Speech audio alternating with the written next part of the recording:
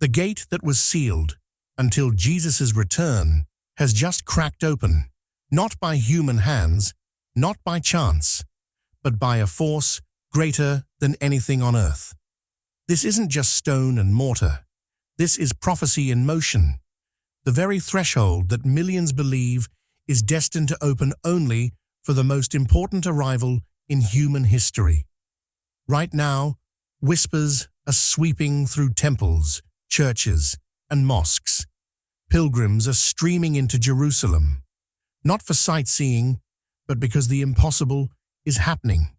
A gate that has defied sultans, empires, and centuries of destruction is stirring awake. The Golden Gate of Jerusalem, sealed by fear, guarded by graves, and wrapped in mystery, may be about to fulfill the prophecy that could shake the end times into motion.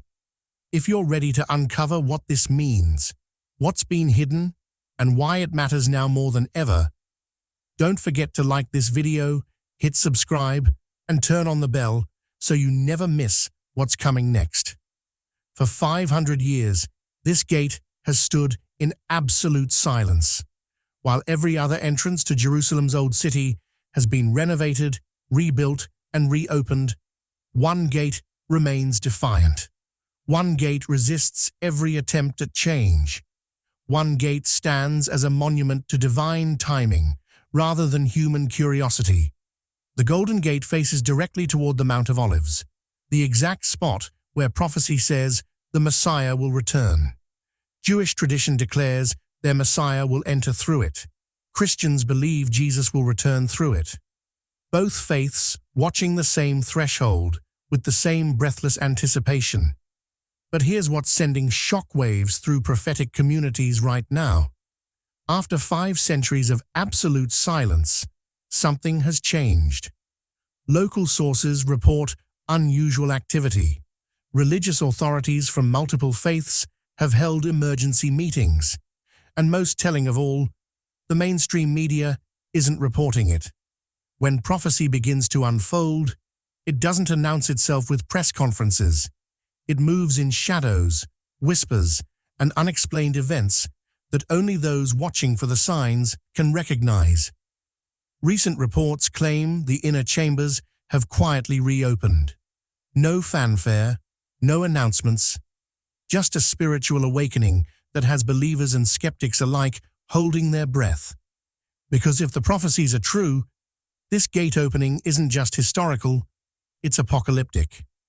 In 1541, Sultan the Magnificent didn't just wake up and decide to seal this gate. Ottoman records, recently translated, reveal something chilling. The Sultan had been having recurring dreams, visions of a figure approaching Jerusalem from the Mount of Olives, entering through the Eastern Gate and transforming the entire city. Disturbed by these dreams, Sulaiman consulted Jewish rabbis, Christian priests, and Islamic scholars. All 3 traditions told him the same terrifying truth. This gate was prophetically significant. All 3 warned him it was connected to end times events. So Sulaiman didn't just seal the gate, he tried to seal prophecy itself. But sealing wasn't enough. He built a Muslim cemetery directly in front, creating a double barrier. First, ritual impurity preventing Jewish priests from approaching. Second, the belief that when the Messiah comes, he would have to raise the dead to clear his path. What Sulaiman thought was prevention may have been preparation. What he intended as obstruction may have been orchestration, because prophecy has a way of using human resistance to fulfill divine purpose. The cemetery wasn't random either. By placing graves directly in the gate's path, Sulaiman unknowingly created the ultimate test of messianic power. Only someone with authority over life and death could clear this threshold. Only someone who could command resurrection could claim this entrance. The Sultan who tried to stop prophecy may have actually staged it for maximum impact. 2,000 years ago, Jesus deliberately chose this exact route for his entry into Jerusalem. He approached from the Mount of Olives. He rode a donkey. He entered through the eastern gate. None of this was coincidence. It was prophetic precision. Zechariah 9:9 had declared centuries earlier, "Rejoice greatly, O daughter of Zion. Your king is coming to you, lowly and riding on a donkey." But the prophecy didn't end with his first coming. Zechariah 14:4 declares, "And in that day his feet will stand on the Mount of Olives, which faces Jerusalem on the east, and the Mount of Olives shall be split in two." Same mountain, same direction, same gate. But this time, not as a humble servant riding a donkey, as conquering king splitting mountains with his footsteps. The gate that welcomed the Prince of Peace will one day welcome the King of Kings. The threshold that received the sacrificial lamb will one day receive the Lion of Judah. Same prophetic staging ground, but a completely different kind of entrance. Now, do you understand why every attempt to tamper with this gate has been mysteriously blocked? This isn't just a historical landmark. This is heaven's designated entrance point for the most important arrival in human history. 1917. Muslim leaders planned to demolish the gate entirely. Britain captured Jerusalem that exact day, stopping the demolition. 1967. Israeli forces had the power to reopen it during the Six-Day War. A rabbi stepped forward with a warning. Only the Messiah may enter. The plan was abandoned. 1993. Peace negotiators planned to symbolically open the gate as a reconciliation gesture. The night before the ceremony, both Israeli and Palestinian leaders had the same dream. A figure standing before the gate, shaking his head, saying, "Not yet, not by your hands." The ceremony was quietly cancelled. But here's what chills prophetic watchers to the bone. These weren't political decisions or technical failures. Every key player mysteriously changed their minds, as if wisdom beyond their own understanding was guiding them away from premature action. Ottoman engineers tried to modify the gate's structure. Their tools mysteriously malfunctioned. British archaeologists attempted excavation around the foundation. They were reassigned without explanation. Jordanian forces planned to use it as a fortified position in 1948. Every drill bit snapped, every explosive misfired. It's as if the gate itself actively resists interference. Time after time, attempts to alter it have failed, not by human resistance, but by something far greater protecting it until its prophetic moment arrives.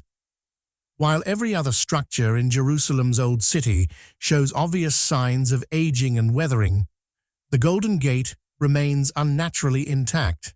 Stone masons describe its condition as impossibly preserved.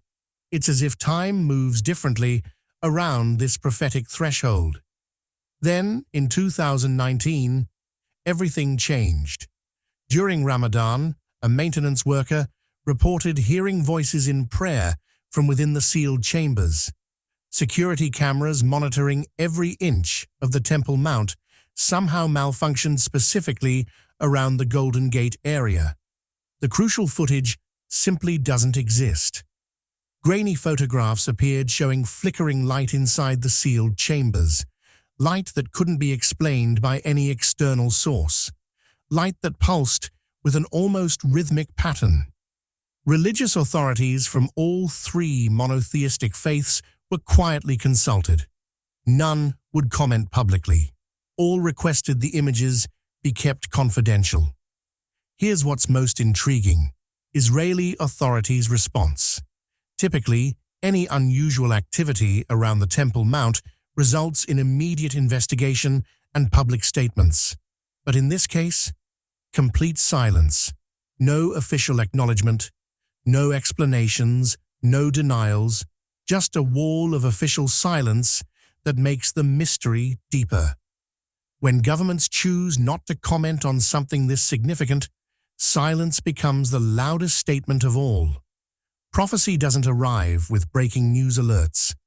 It moves through coincidences that aren't coincidences, through dreams given to multiple people independently, through ancient texts suddenly revealing new layers of meaning. Jesus warned his return would be like the days of Noah, life continuing normally right up until the moment everything changes suddenly. The inner chambers opening while the exterior remains sealed perfectly parallels this pattern. The inner awakening precedes the outer manifestation. The private preparation precedes the public revelation. The whisper precedes the shout. What's happening inside the Golden Gate right now may be the spiritual preparation for the physical fulfillment that's coming. Those with eyes to see are noticing. Local religious leaders report increased spiritual activity around the Temple Mount. More people claiming prophetic dreams about Jerusalem. More unusual signs in the natural world. More alignment between current events and ancient prophecies. For 500 years, this gate's silence has been its sermon. Its stillness has been its testimony. Its sealed state has preached more powerfully than any words about divine timing and patient endurance. But that silence is beginning to change. That stillness is beginning to stir. The gate doesn't need to open completely to communicate. Even the smallest stirring sends shockwaves through communities that understand prophetic significance. The Golden Gate and Mount of Olives align with mirror-like precision. Standing at the gate, you have an unobstructed view of the mountain. Standing on the mountain, you have an unobstructed view of the gate. No other geographical formation in Jerusalem provides this perfect visual alignment. But here's what's supernatural. The bedrock beneath both locations consists of the same limestone formation. They're geologically connected underground. When Zechariah prophesied that the Mount of Olives would split, he was describing something that would affect the entire geological structure connecting these prophetic points. Modern seismologists have identified the Mount of Olives fault line running directly from the mountain toward the Golden Gate. Recent surveys detect increasing micro-tremors along this exact fault line. Tiny vibrations occurring with unprecedented frequency in patterns geologists describe as unexplainable by normal tectonic activity. Jerusalem appears in biblical prophecy more than any other city, over 800 times. But most mentions are future tense, describing not what Jerusalem was, but what it will become.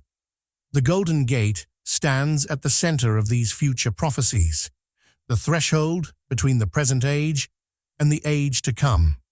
Current developments read like a prophetic checklist. The Sanhedrin reconstituted. Temple implements recreated. Red heifer candidates prepared. Jewish calendar approaching significant prophetic time frames. Political alignments mirroring biblical prophecy. And through all these preparations, the Golden Gate watches and waits. Preserved not for the process, but for the moment when process becomes fulfillment. Jews await their Messiah's entry to restore Israel. Christians believe Jesus will return through it in his second coming. Muslims acknowledge its significance as Bab al-Rahmah, also meaning Gate of Mercy.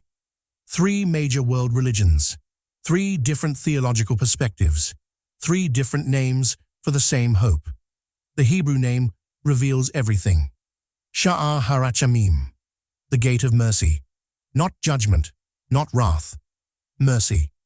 When it opens, it won't be for destruction, but for divine compassion, arriving at humanity's darkest hour. Recent interfaith meetings in Jerusalem have included unprecedented discussions about the Golden Gate.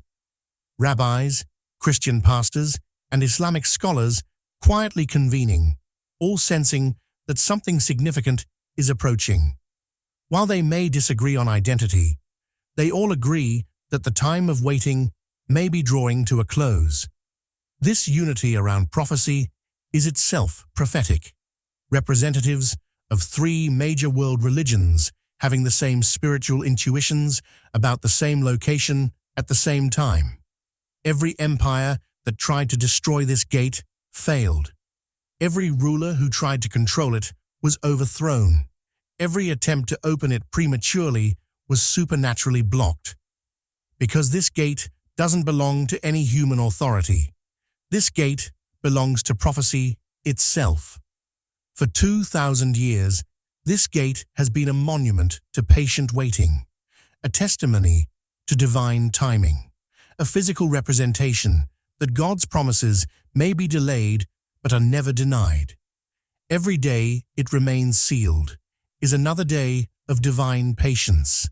Every year that passes is another year of mercy extended to humanity.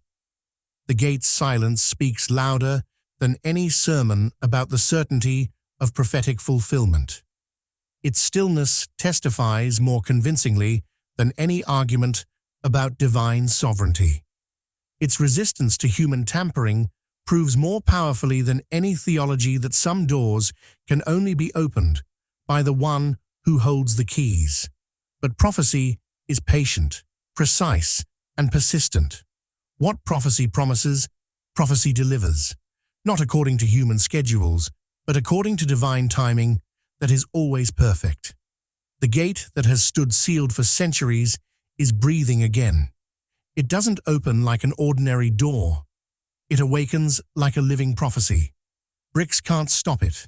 Stones can't contain it. Graves can't prevent it. When God ordains something, creation itself aligns to fulfill it. Seismic activity increasing along the prophetic fault line. Political alignments matching biblical prophecy. Global events fulfilling Jesus' end times warnings. Spiritual activity intensifying around the Temple Mount. And at the center of it all, the Golden Gate showing its first signs of stirring in 500 years. Right now, something is moving in the spiritual realm around this ancient threshold. The same spirit that moved prophets to write about this gate thousands of years ago is moving again today. The same divine intelligence that preserved it through empires and centuries is preparing it for its ultimate purpose. The stones are shifting. The seals are straining. The silence is breaking. After 5 centuries of waiting, the Golden Gate of Jerusalem is awakening from its prophetic sleep. And when it fully opens, when the one who holds the keys finally returns through it, everything changes forever. For 500 years, this gate has been sealed by human hands, but preserved for divine purposes, not to prevent the Messiah's entry, but to save it for the exact moment when his return will have maximum impact on a watching world. The countdown isn't on clocks or calendars.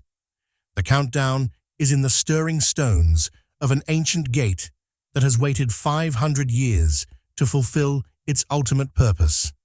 Are you ready for what's coming? Because ready or not, the gate is awakening. The prophecies are aligning. The whispers are becoming rumbles. And when this gate finally opens, when the King of Kings steps through the threshold that has waited 2 millennia for his return, the whole world will witness the fulfillment of the greatest promise ever made. That moment could be closer than anyone dares to imagine.